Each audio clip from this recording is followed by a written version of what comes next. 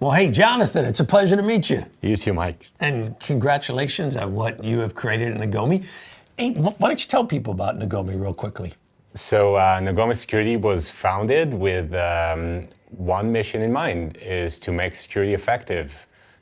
We believe that the vast majority of security breaches could have been prevented with existing technology. It's not about that zero-day voodoo vulnerability. It's not about that nation-state adversary. It's all about that opportunistic attackers that take advantage of the way we misuse and misdeploy our security solution.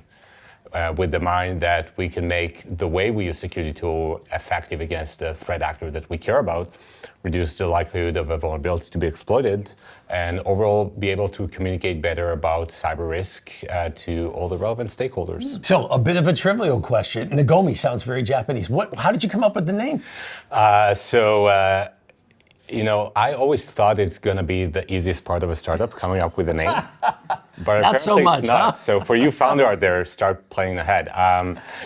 So we came across this Japanese philosophy that says basically find harmony and balance in a chaotic world, which is the nature of the cybersecurity realm, and what we are hoping to help our customer achieve. Harmony and balance. Who doesn't want to strive for those two things?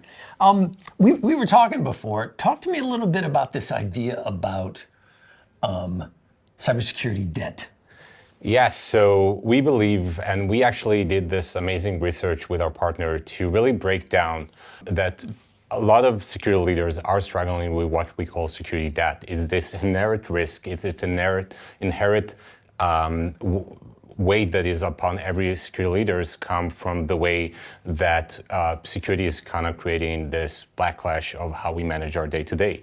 When it's come to the way we deploy, when it's come to the constraints when we have about business and the budgets, and basically the ability to have this visibility and really be able to optimize what we already have today, and without increasing budget, and maybe even consolidate, remove redundancies, and really make sure security is effective. So a lot of cybersecurity companies out there, what is it that differentiates Nagomi? When you're talking to potential clients, what do you say to them about, hey, here's why you should select us. This is why we're different than others. So, and this is my personal take, I believe that cybersecurity, it's all about context. To really be able to not just build bottom up, like I have this tool, I have this great new shiny things, I have this amazing technology, but start from the business and go backward. What does it mean to have an effective and operative business continuity, and then go back to what are the risks that could inhibit that, break it down to then the capabilities and control that we need to have in place, and finally really be able to assess it. And what Nagomi built is this contextual model with connection to data fabric that really balances two together and really enable a customer to understand for every data point, whether it's a policy, a configuration, a vulnerability, an asset, what it means from a business point of view, from a risk point of view, and what we can do to actually be better prepared. So hey, you're a first-time founder. I am. What is the journey that got you to Team 8? Wow. So like probably 99% of cybersecurity entrepreneurs in Tel Aviv and Israel, I started my journey in the Israeli intelligence, coming from a very sterile and very technological environment, and be able to, once I finished my service, to start working with this amazing startups and company to really see the day-to-day of security practitioner from the other side, and really see the constraints, the different set of constraints that they deal with in the day-to-day, really drive me to see how can I help them and how can I improve it. And this is kind of what led me to this entrepreneur journey when I wanted to really start a startup that helps security practitioners and leaders.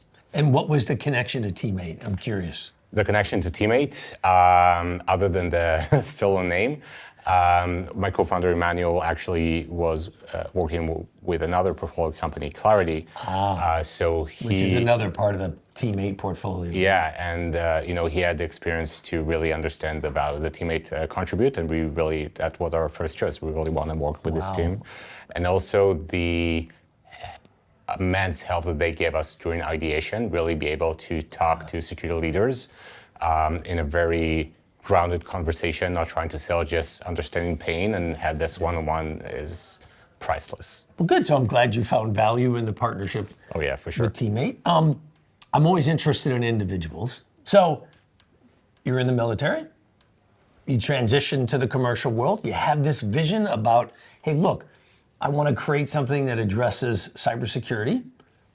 And it's great to think about being a founder. It's great to think about creating a company. Now that you're over 2 years into this journey, is it what you thought it was going to be? Different than what you thought it was going to be? Oh yeah, it's a completely different animal, or a beast.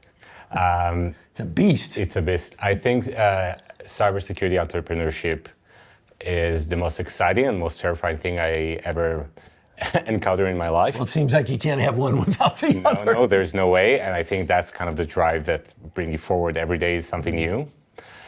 You can prepare for this. You can, get amazing experience to get you to the first step. But once you go through the gate, it's all about yourself, the people that you're working with, your partners. It's a team effort, but it's an amazing personal journey.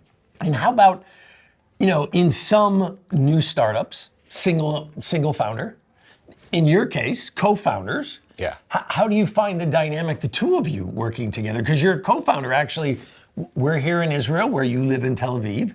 Your co-founder actually lives in Switzerland, but is very focused on the North American or American side of this. How does that dimension work? Yeah, so we actually are 3 co-founders. 3? Yes, which is, I think, the best thing to do.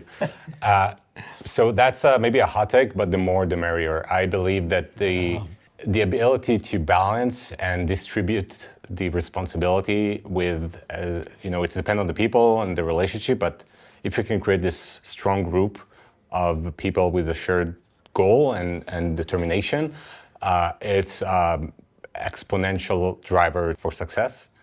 I believe that it's all about the people and can you work together and can you share the vision. But at the end of the day, I can't imagine what it'd be like to be a single founder. When I started my journey, I remember waking up one day, not feeling well. And by the end of the day, I went to sleep, woke up the next morning and nothing happened. Because nobody was there to do something. It's like, hey. When you're working with a larger company, with a strong team, there is always motion. But now, specifically in the beginning, when you start, it's all about yourself. So you want to have those people around you to find this partnership with your co-founders, also with your advisors and your VC that really help. Because it's always about that idea of the team, which I think is one of the things that's very powerful about Teammate. Yeah. This idea that individual companies are a team, but they're also part of something bigger. I couldn't agree more. Which is neat. Hey, let me conclude 2 questions. Yes. Let's look out ahead a little bit. So the first is, where do you want Nagomi to be as you look out a couple of years? Where are you hoping to be in a couple of years? So I believe Nagomi is on the path to become the most impactful player in the continuous threat exposure management market. I believe that we will enable companies to become proactive in the way they deal with cyber security. And we have the right people, amazing team to kind of push this idea forward. And let's go beyond Nagomi and think about cybersecurity more broadly. As you look at the cybersecurity environment today, where do you think it's going? Where is cybersecurity going to be over the course of the next couple of years? Because we were just talking about the journey that you hope to execute. I'm just curious where you think the broader cybersecurity dynamic is going. I think there are a couple of key points that now being discussed in the cybersecurity industry. One of them is, of course, a personal favorite of mine is best of breed versus platformization. Yeah. I think that's specifically from the vendor side of the house.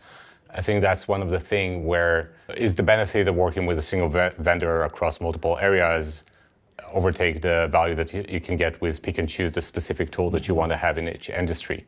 And I think that's an amazing challenge to have because you have these great big vendors that are trying to push for consolidation. That's create this need in the market from the early stage and smaller vendor side to really push forward with technology, innovation.